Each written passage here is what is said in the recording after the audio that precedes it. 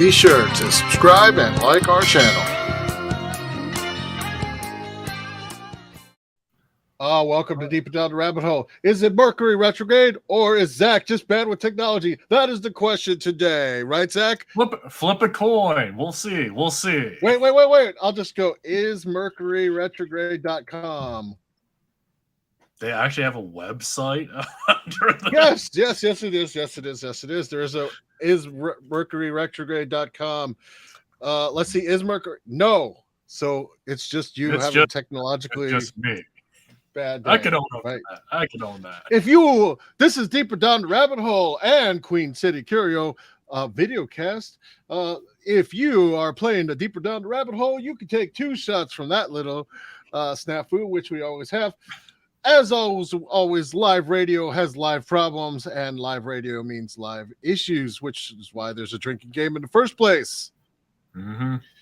7 years of some sort of live radio, and again, sooner or later, we will be back on the air, and hopefully we're working closer and closer to getting back on actual radio, not just YouTube Live, because in live radio, it doesn't have the pre-processed, the endless re-editing, or the otherwise chopping up of live radio. Like, you get the unvarnished perspective of authors and people, which makes us different from many other podcasts. You get different sides from people coming out in the discussion that you never see, usually much more positive, although like we had a couple shows where it was maybe a little more negative than we expected, but on the whole, it's a lot more positive. That's the benefit of live radio. You can't take it back. It's not to put pressure on anyone, but that's just how it is. That's how life is. You can't always take it back. And that said, speaking about life, Zach. Yes. What do we got going on tomorrow? Well, tomorrow we have a summer solstice ritual and potluck. So, celebrating the sun. Where? Here at the studio, 607 Gerrard Street East, Unit 401 and 2. In which city? Middle room, Toronto, Ontario. Right. So those of you who know me know that I work with a lot of sun deities, so it should be a fun time. Fun time, awesome time. It should be fun. Should be a good potluck, and it is going to be. We will say one thing: if you do not have if you have a rattle or drum, you should bring it. Yes. Also, otherwise, we have rattles and drums. If you don't have any, yeah. So, but there you go.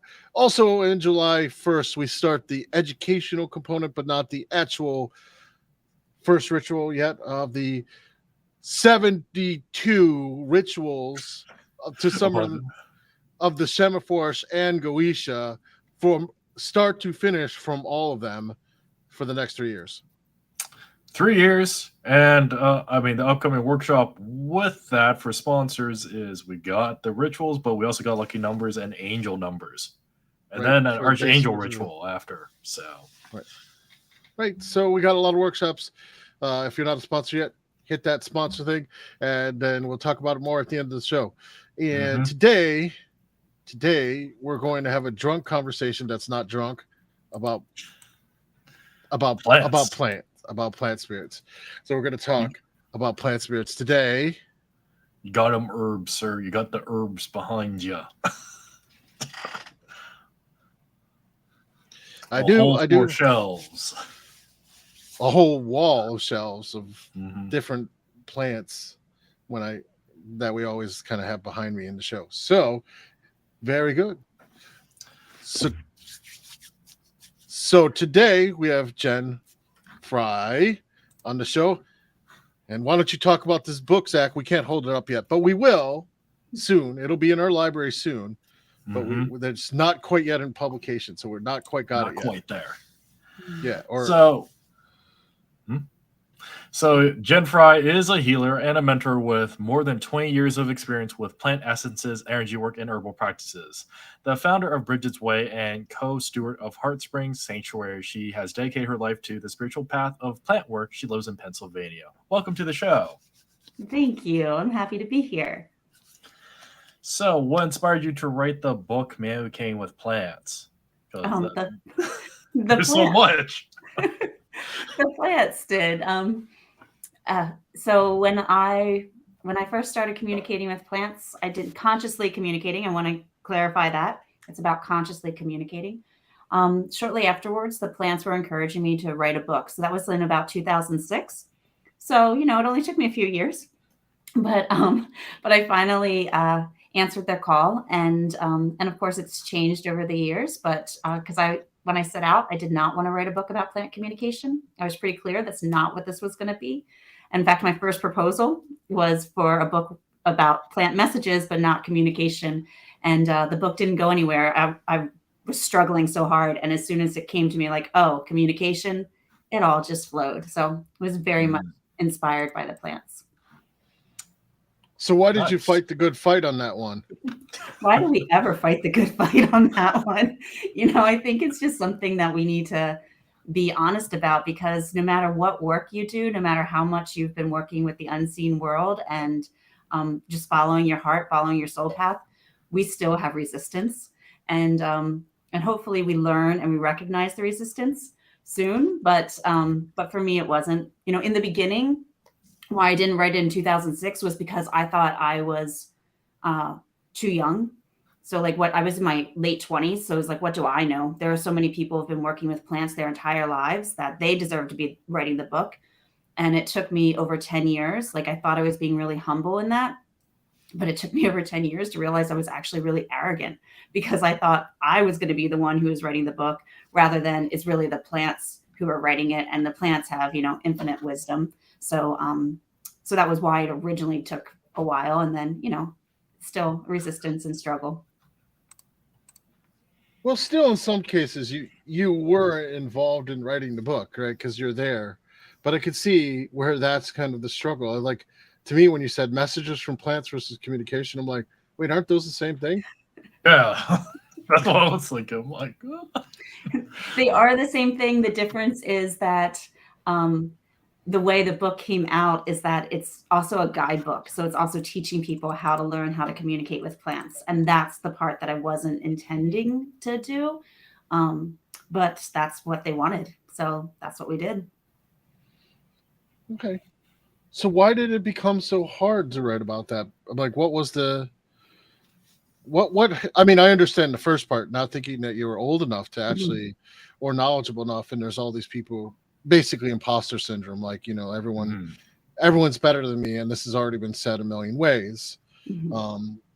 That part I can understand, but why did you not want to write a guide to communicate with plants?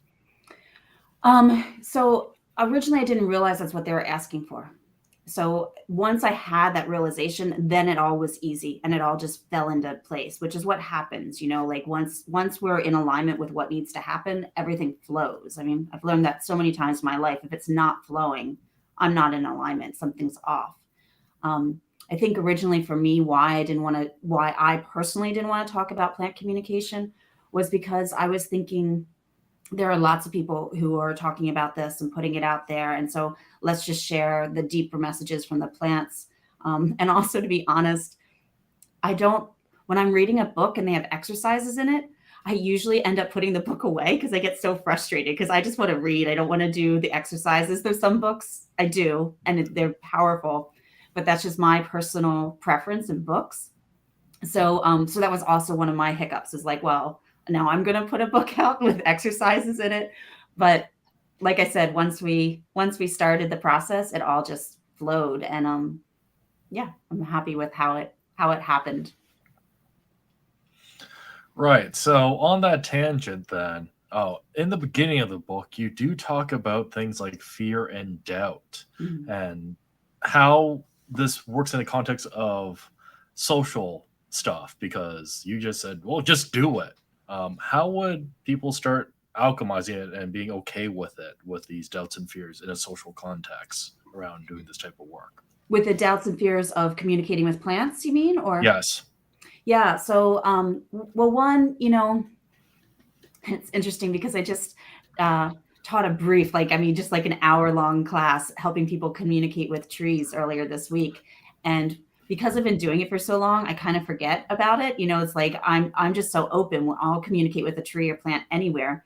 But if it's not something you're comfortable with, and you go to sit with a tree or plant, it feels really conspicuous. You feel like there's, arrows pointing to you saying this person's doing something weird. So the thing that I try to get across to everybody is that not communicating with plants is actually weird. For the amount of time that humans have been on this earth, the majority of people who've been alive have communicated with plants. That's how we've been able to survive for this long. And that's what all the indigenous people do. So one, I think it's just understanding that and normalizing it and being willing to look silly. At the same time, I think, we do have to recognize that sometimes we could be in an unsafe situation. So if you're feeling unsafe, then have some, of course, there's magical protection we can bring out, but also just have some little props, have a journal nearby. People can just be journaling by a plant. Or one of the students in this class reminded me about our cameras.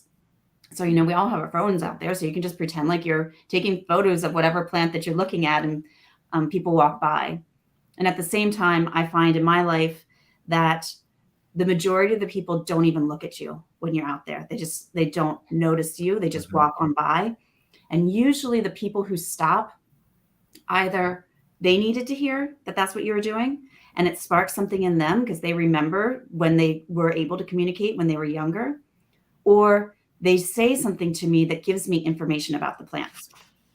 So that's part of the one fear aspect. There's so many aspects of fear to this. So that's the one aspect about like just being seen doing this and being considered weird. The other big fear and doubt is, what if I'm making it all up? And to that, I say, who cares? It's easy to say, but I think once we give ourselves that permission, one of my dear friends, Marjorie, many, many years ago, she said to me, we all just are making everything up anyways. Everything that you see is made up. And it's really true. If we start to think about it, like we're perceiving all of this, like even color, they're saying now that nothing actually has color. It's all based on our perception, or what I see is very different than what my partner sees. And so we can let go of that and just be willing to accept whatever. It allows us to go into it. And at the same time, what we're doing in this process is really taking a lot of notes. So everything that we're experiencing at the beginning, we don't rule it out. We just keep track of it. And then over time, through multiple experiences with the plants, we start to see a pattern. And so when you start seeing that repeating pattern, you start getting validation for your experience. And if you keep communicating with plants over time and you start listening to what they have to say, you realize that there's something there. And so it just, it helps to override that doubt. Absolutely. So with that, you're saying, as you keep communicating with them, you'll kind of get a knack for the personality. I guess that's the best way I would put it. Mm-hmm. So, as in a game of telephone, there's always two people, Mm-hmm. right? So how does different, because it's not like the plants are literally speaking like we're speaking right now to you. It is more of a kinesthetic effect, as you discussed. So how Mm-hmm. does one differentiate one's own voice versus the plant's voice? So that's a very personal thing, and it depends on each person. It also depends on the plant that they're working with. And again, it becomes clearer the more you do it. But for me, let me back up a little bit. One of the things that we're doing, so in the book, we have 17 exercises to help you communicate with plants. And one of the reasons why we have that many exercises, and also in my classes, why we have multiple exercises, is to give you different ways of interacting with the plant. And so in those different ways, it's just like, so you bring up the telephone. So like, if I call you on the phone one time, we have a conversation and I might learn a lot about you. But if I keep calling you on the phone and we have 17 conversations, by that 17th one, we're going to know so much more about one another. And so it's the same way with the plant. So it's just getting more and more in there, but also you start to learn how you yourself receive information. So, we all there's kind of a range of ways of which we learn information. For me, I do hear it in my head, like somebody's speaking in my head. And I know it's not my voice because often the language is different. There's different words used. the tone's different. Just the I don't quite know how to say it. It's just like, sometimes you hear your mom's voice in your head and you're like, oh, that's mom. It's kind of the same thing. I also see images, and I also get sensations in my body. Those are my three main ways that I personally receive information from the plants, besides, doing shamanic journeying or going in deeper. But even in that sense, I'm still seeing visions. I'm still hearing stuff. I'm still sensing it. I have some students that oh, go ahead. I was going to say, I know that you're a little sensitive about the exercise thing because we talked about it, but literally me and Zach are probably completely the opposite. Like, Yeah. we think that almost a book without exercises is worthless. Like completely without merit. Like, and my whole book that I wrote was nothing but exercises, and the secret is in the exercises. So that was a long spiel, but we're on the same page as you. We're on the same page. Yeah, I was feeling like, oh yeah, she's kind of defending this, like, I put exercise in the book, but we're like, no, we're your boosters on this one, like, Yep.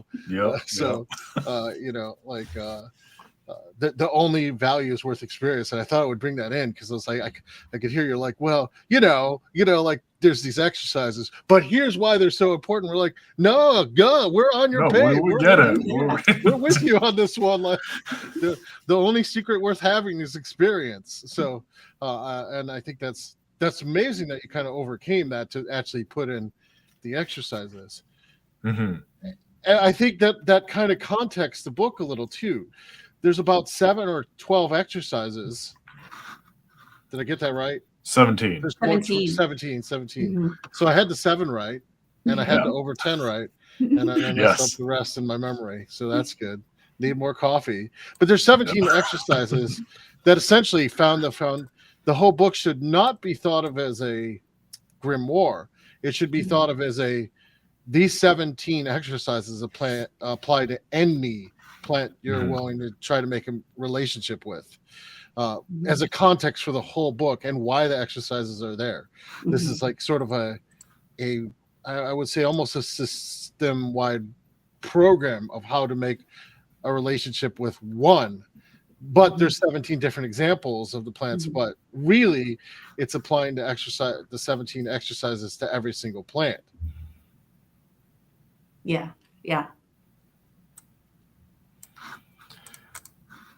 Yeah, and I mean, even on the piece, it seems like I kept hearing like you're layering a lot of senses here, the way you're discussing things. You're talking about immersions. I know Andrieh talks a lot about this consistently in our exercises, right?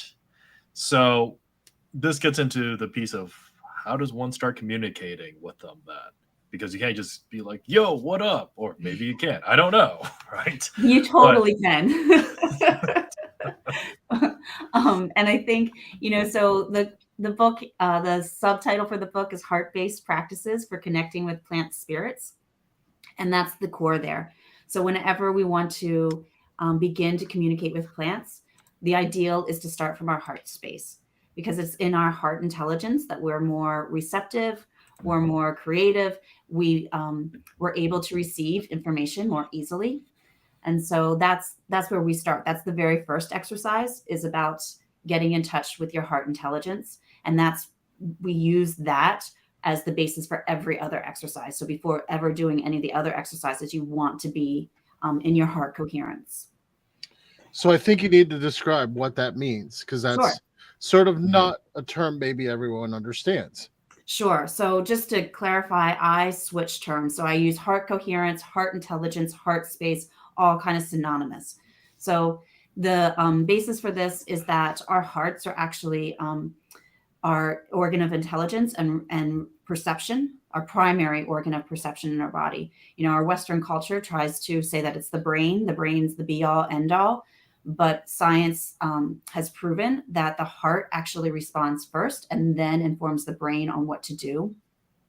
So when we're in our heart space, again, we're more creative, we're more solution oriented, we're calmer, our breathing, it gets deeper, it slows down the stress hormones. So there's so many different ways of being in there. And the key here is that there is a physiological shift that we experience. So like I said, there's so many ways to get into your heart intelligence. The way that we do in the book, and my personal preferred way, is through gratitude. And it sounds so simple. And even my longtime students, my longtime clients, whenever they're really struggling, I always bring in gratitude again, and they want to roll their eyes and be like, give me something more challenging. And it's like, really, it's gratitude. And that's all that we need. So you just start listing things that you're grateful for. And of course, it's easier to do when you're in a good space and you're feeling happy, because when we're most stressed, we're usually like, there's nothing to be grateful for. And, the world sucks and we're all going to die. And you just start getting into that head spin. So in that case, you could actually have things written down that you're grateful for and just read it.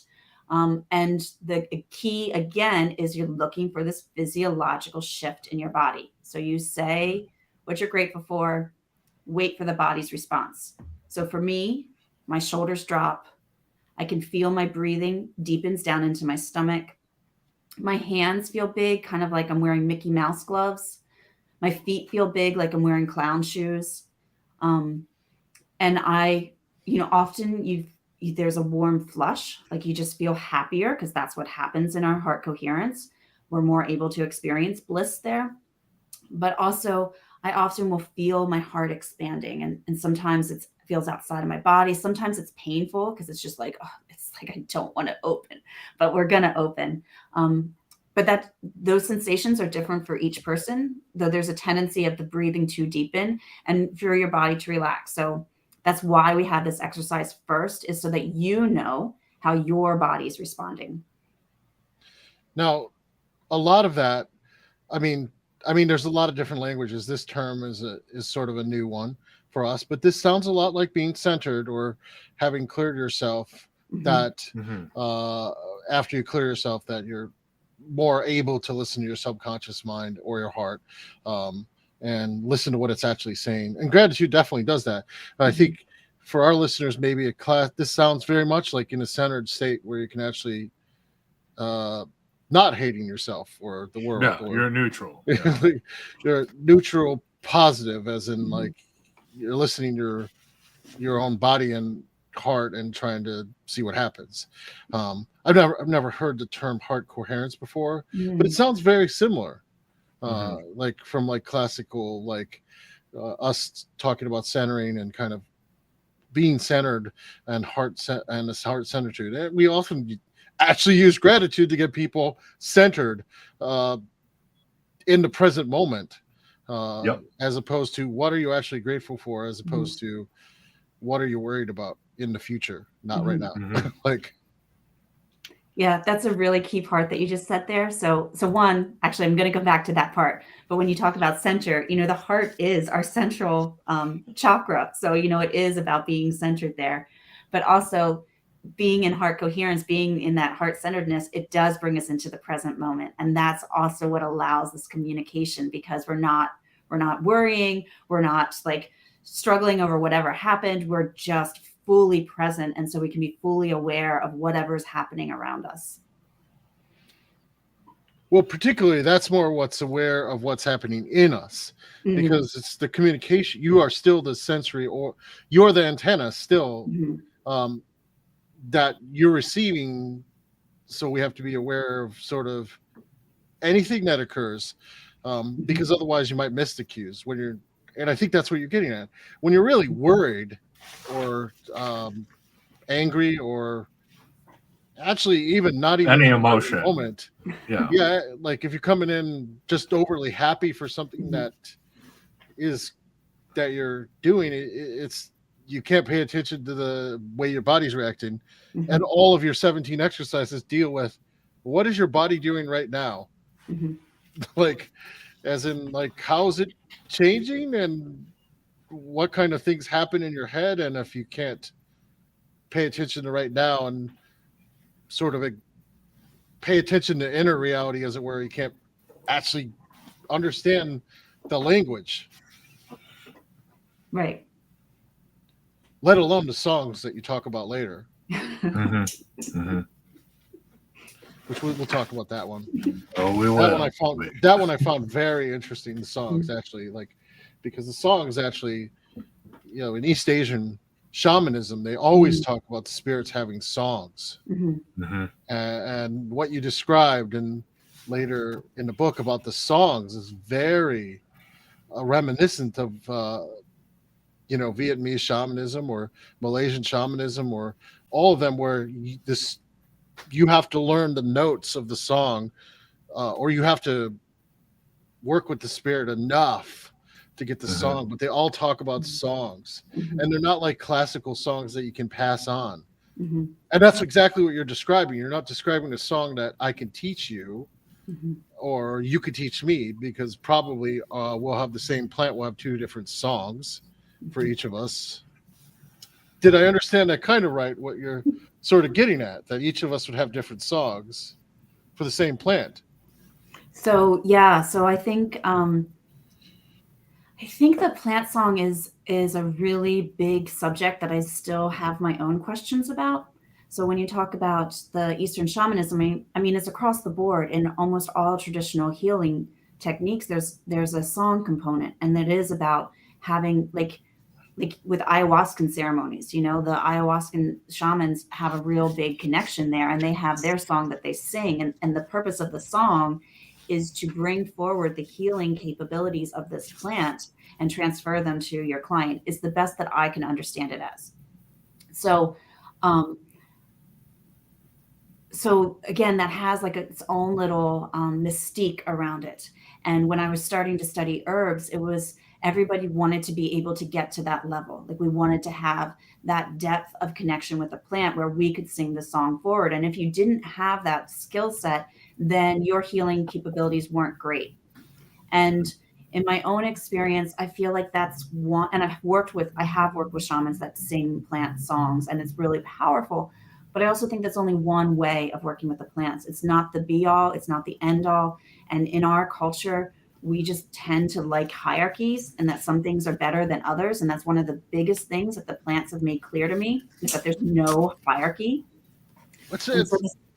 So the song that I'm talking about, I mean, one, I talk about song in many different ways, but just to answer your question, from where I sit, yes, if the two of you were going to sit with a tree and get the tree's song, the same tree, most likely your song's going to be different because you each are different. So your relationship with the tree creates its own vibratory resonance that's not going to be the same. There might be similar themes, there might be similar tones, but it's going to be different. And I don't think so. I don't work in the tradition of the spirit song of the plant. That's not quite right, but I don't work in the shamanic traditions. I should say that, like, I'm not one of those shamans that sings the plant song forward. So I don't feel like I can talk directly about it, but from my understanding, it feels like it's a different thing. Yeah, I don't know if I answered your question well or not. No, I think because you have a more nuanced view of the song. I think that's where you're running into a language difficulty. I would agree with what you're trying to get at. The song is not necessarily just musical. That's what you're trying to say. I think that's what you're trying to say. And correct me if I'm wrong. I don't want to put it in there. It is musical, but it's not. No. Like, there's more components to it than a musical component. So I think that the thing that I was taught when I started studying herbs is that if you sat with corn and you learned corn's plant song, it is the same. It's the same. So if all of us like sat with corn and we got corn's song, it would be the same exact song, and that's corn's medicine song.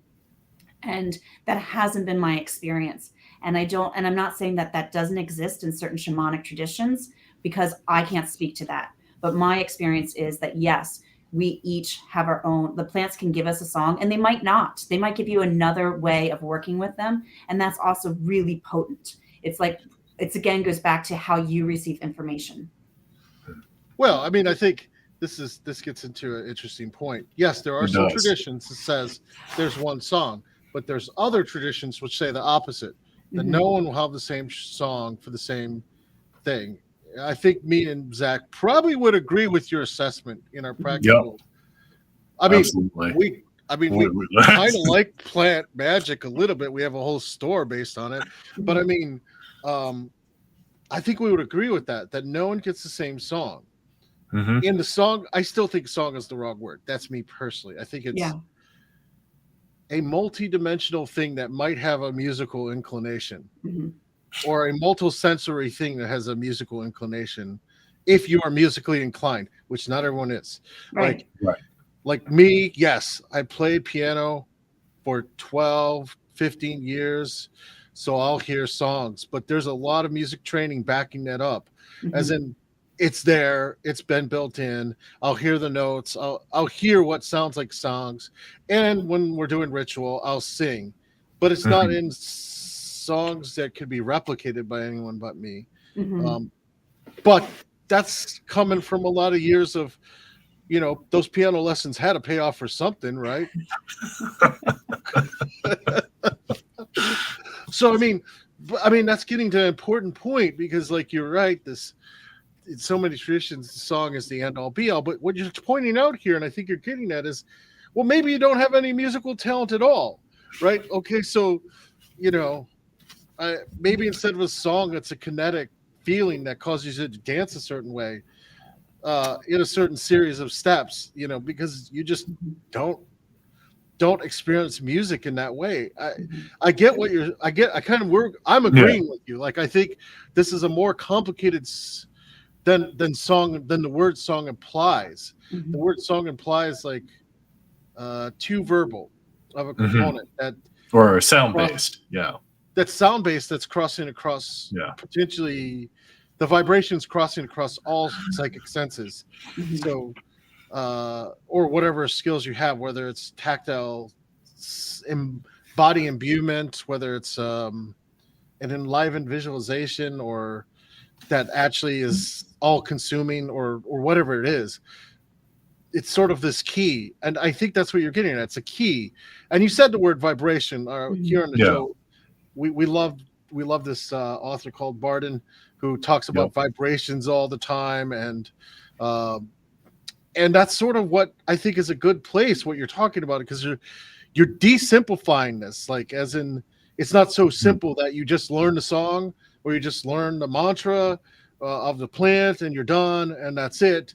You're like, no, that's not my experience, and I can Yeah. appreciate that. Yeah, I think again, at the core of my work is that whatever information you receive, however you receive it from the plants, is just fabulous.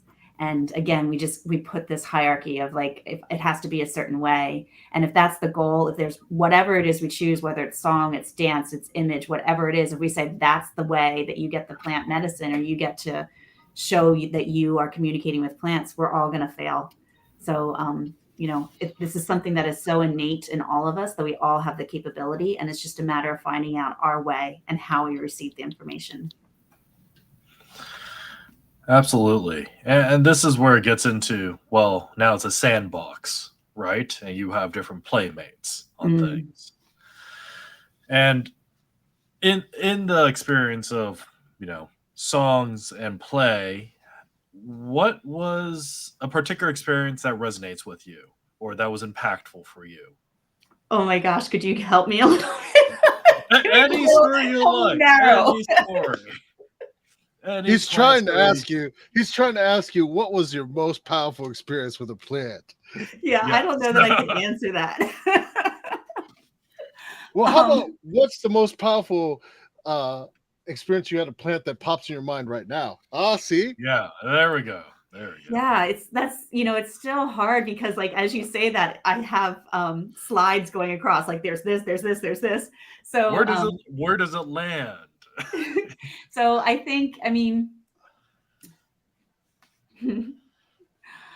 oh my gosh, there's just so many. So that's what I'm struggling with. The plants for me, which is why I can't pick one. It's like the plants for me have been such incredible partners throughout my life. And it's like whenever I'm struggling with something, that's who I turn to. And so, they've shown me the land that I'm living on now. We've been living here for 6 years, but they showed it to me 3 or 4 years before I ever even stepped foot on it, before I even knew this existed. They've shown me partners before they've come. They've shown me one of the, biggest experiences of my life which isn't necessarily like a fun one. It's not a fun one, but was my brother dying suddenly in 2011. He was only 36 years old, so it was a real shock. And quite frankly, I just wanted to leave the world afterwards. I couldn't believe that I could exist. Like I didn't know how I could exist in this world without my brother there. And so I went into what I call the abyss of grief, and the plants brought me out of that. You know, lots of different plants. Go ahead. Now, which plants? Which plants? Help you out.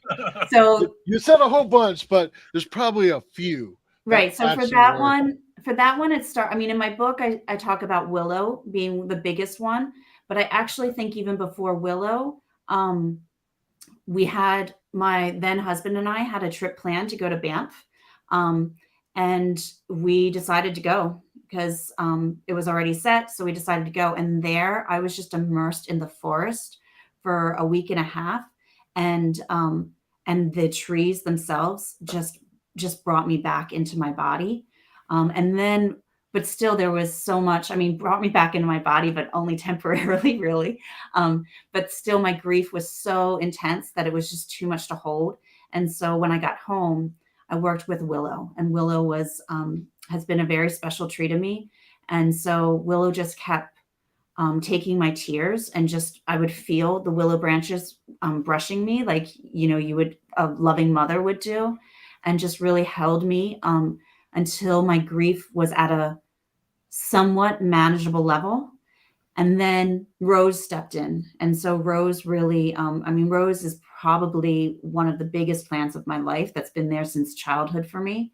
And just really helped on the heart, because that's where grief is. It's about, we talk about our heart breaking, but it breaks so it can expand.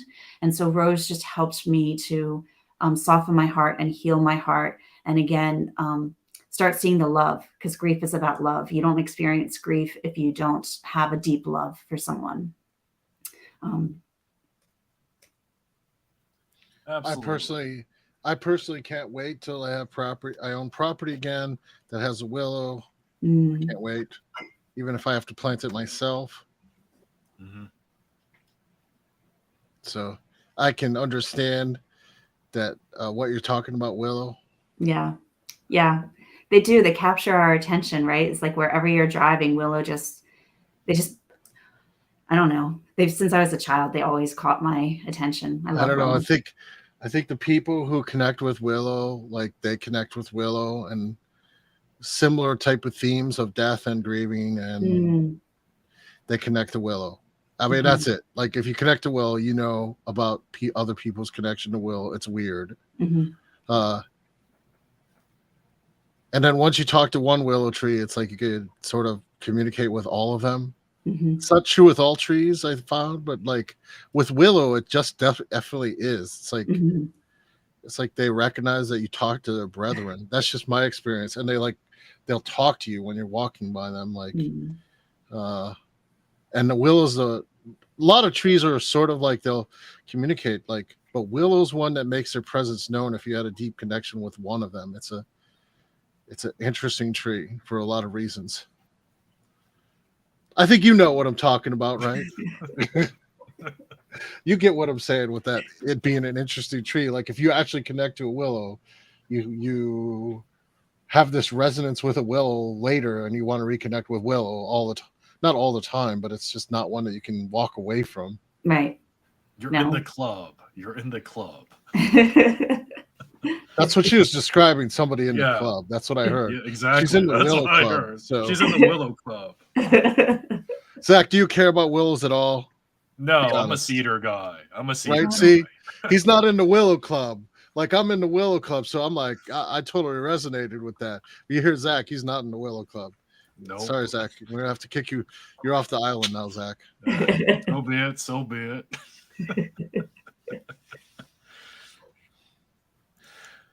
So what about a time that it didn't go so well with plant? That it took some effort. Would you be talking about Rosemary? I mean, I haven't. If you mean effort, you had that one fast. That one's like boom. You're like, because what plants did you have? Oh, I got to think about this. Which plants do you have problem with? Rosemary. Right away. Rosemary. Nail it down. Well, I just want to clarify. So I'm not, when I'm talking about rosemary, I'm not saying that it was difficult communicating. And rosemary plant spirit is incredible. And I love them. And we have a really wonderful, incredible relationship. But in my book, I talk about this and I say, I come out and admit that I'm a rosemary killer. And so people, have their own reaction to that. And I've gotten lots of responses like, oh, don't say that because you're just putting it out to the ethers. And I'm like, no, what I'm doing is I'm warning rosemary, because whenever I go to a plant stores, rosemary wants to come home with me. And I've killed so many of them. And so I just always say, is my warning, you don't want to come home with me. I'm a rosemary killer. But they still do. I have a few more in my garden this year again. And we're going to try it again. And that's the big lesson that I'm learning from rosemary, is that it's about forgiveness, and we'll figure it out. And I hope we will. I wonder why. Yeah. Have you figured out why? Well, I think, so one of the things I haven't figured out why, but I mean, one, rosemary is a challenging plant to grow where I live. I'm sure the same place where you live. So, I did do some work in California, and there the rosemary plants are huge bushes, which we never have here. So it was just amazing to see rosemary in that form. And it's like, oh, this is how you're supposed to be. So in another interview recently, we were talking about rosemary. And in that moment, I heard rosemary say that I'm trying to grow her in a place that rosemary doesn't, this isn't her environment. This is not where rosemary wants to be growing. So I'm trying to force this on her. And so she, in this space, she requires more than what if I was in California and growing rosemary outside or in the Mediterranean.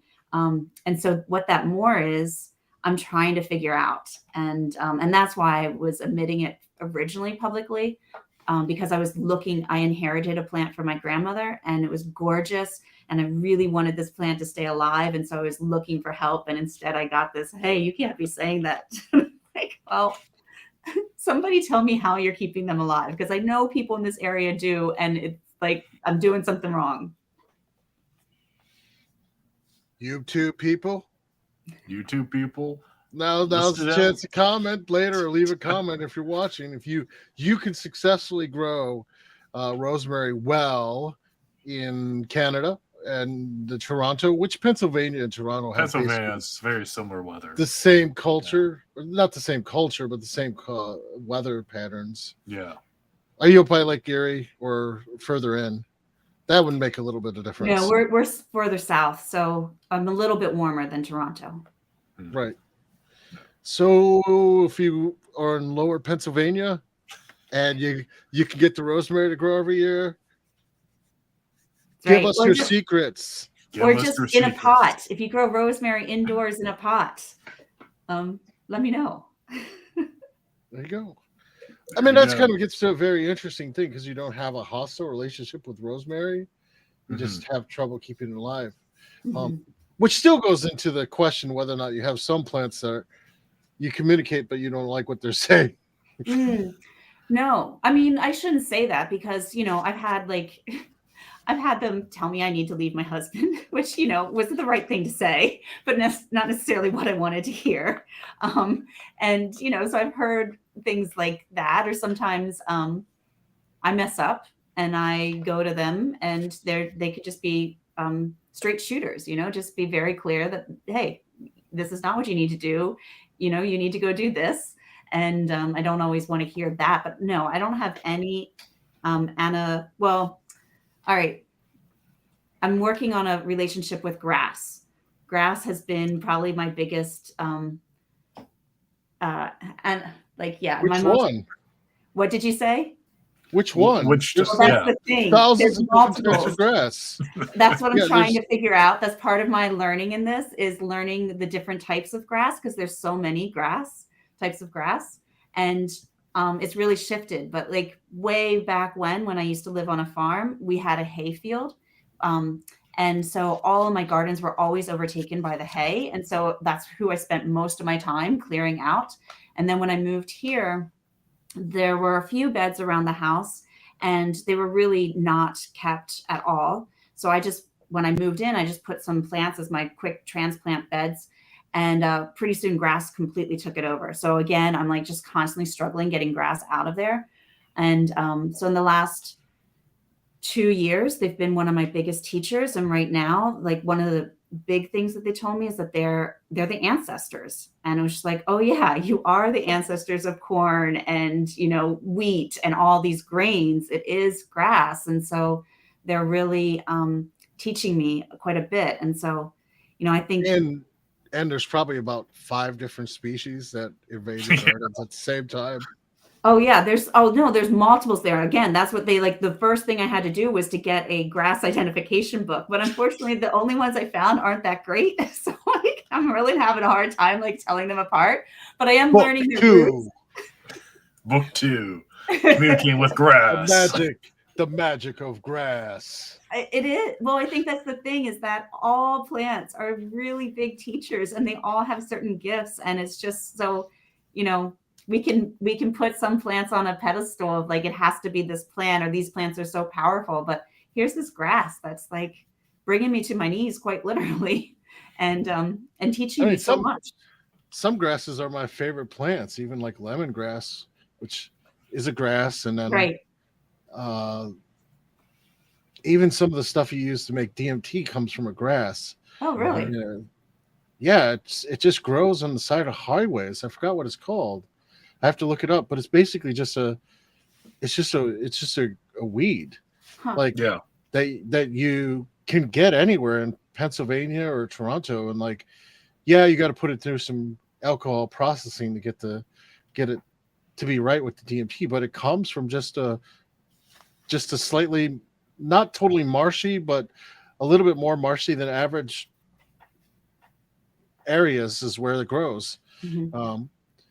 And then there's a lot, like even sweetgrass is right a form of grass that everyone uses for cleansing. Mm-hmm. And so, yeah, I don't know. Yeah. Grass. I hope the grasses teach you well, because I feel like there's lots of my favorite plants are grasses. Yeah. That again, going in the field, there's probably about 10 different types of grasses that you encounter with your foot. Like, so you figure out which one. Right. Exactly. So do you have any events coming up? Yeah, I have a class in August. I don't know the exact dates, but we call it Through the Portal. And we're working on, it's a 5-day class. And so we'll work on the directions, the 7 directions and the 5 elements for each day. And just helping each person develop their own relationship with the directions and elements that are, I'm sure from your own work, are absolutely foundational to everything that we do and have been huge guides in my life. So we're doing that in August. And then in September, I have a class on co-creating sanctuary. So, I work with, my book is on plants and communicating with plants, but I actually communicate with all of nature. And so, and I work with them for all the work on the sanctuary here, the plants, the nature spirits guide everything that we do. And so that class is to help people begin their own experience of creating sanctuary. And it can be with land like we do here, but it can also be in your own house, like if you're in an apartment, it works great. It can be tailored to anywhere. So those are the 2 big events that are coming up. Nice. Do you have links to those so we can share them out to people? They're on my website, but yes, I can definitely give them to you as well. We will put them in the YouTube so people can get there and then have them. So all good. And then they could come out to see those. Will be online and in person, or? These are in person. They're at our sanctuary here. So we're in Lancaster County, Pennsylvania. Which is 6 hours from Toronto? I'm thinking it's probably a little longer. All right. Well, still worth the drive and staying out there. Yeah, it's beautiful here. Any plans for a second book? Yes, there are multiple books. I think there's at least 3 more that I have to write, but not necessarily on plant communication. But of course, will involve plants and nature. I think, they're not ready to be spoken. I almost slipped there, but they're like, nope, it's not ready to be spoken. Oh, come on. Our egregore was right there to get the truth, to come it out, to bleed the truth out. That is live radio right there. Now I know why you do it. It's not the first time people announce their new projects right here. Yeah, they do. Like there's a couple people who announced new projects right on our show, first time been announced. They're like, yeah, I'm going to write a book on this. Why did I say that? Oh, so close. So close. Very good. Very good. We can't pull up your book right now, but we will have it in our library. So in case you're in Toronto, the book is right now. We have a review copy, but we're going to get an actual copy. And in a few weeks, when it's fully edited, and this is the process you go through when you're actually it's called Communicating with Plants. It'll be in our library. We have over 1,000 books in our library. If you're in Toronto, you could just drop in and look at any of them. And if you're a sponsor, you can check them out. Of course, if you keep a book for too long, we're going to be bugging you about going and supporting the authors and buying the book. Yes, we are. Yes, we are. Get a little email from me, says, you had this book checked out for 2 weeks. It seems like you like it. Support the author. Let's order that book for you. How about that? Right? But we know how it is. There's so many books. We want to give people an opportunity to actually look at them. And we're pretty, blessed and happy that most of the people who come on our show give us a book for you in Toronto to check it out and kind of look at the books and kind of decide. 95% of all the books, if you're a sponsor, you can take out of the center, except for that 5%, which they ain't leaving this library. You can read them here, but they ain't leaving. Mostly because they're like books that somehow over the years became $3,000 or $4,000 books, which I don't know how that happened, but it did. It did. Whether it's our ancient, like not so ancient 1980s Buddhism books or all the Hyatt books, the Hyatt books on Conjure that I have, they ain't leaving our library. But others, mostly it's all you can take it out. So if you're a sponsor, you can take that out. Sponsors decide which exact rituals we do for the center. We really kind of listen to what the sponsors say. So if you're a sponsor, and Zach, make sure people see the link. You get access to that, and we run classes every other week on different spiritual topics. And all the sponsors get access to the Shema Force, which are the names of God, and Goisha Orca working, which is not so nice spirits, but that's okay. They're misunderstood. And you basically can get access to the working with each and every one of them, seeing working actual work, summoning of each and every single name of God by people who know how to actually summon those spirits. So it's like that's the experience is worth a lifetime. So become a sponsor, you get all that, and you get basic classes like Zach was talking about, like the angel witchcraft stuff. We ourselves sort of run plant magic classes on a regular basis. Yep, that we do. So you get all that if you're a sponsor. You keep the lights on. Mm-hmm. So you keep the lights on, and we had to take our shrine down for right now. We had an ancestor shrine, but it's going to go back up soon. And we're going to have a whole temple room that anyone from the public can go to, and it'll be open all the time. And you can just use it. It's just, we're moving stuff around. We're buying the paint. It's going to happen. So if you're in Toronto, just come up to the 4th floor, 607 Gerrard Street. And you don't have to be a sponsor to use that temple. Anyone from the community can come up, do what they got to do. If you're in a place where you can't really do magic, too many roommates, whatever it is, you can come here. We'll welcome you.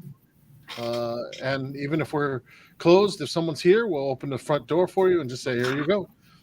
You don't have to get anything. But if you're interested, we have lots of stuff to help you out.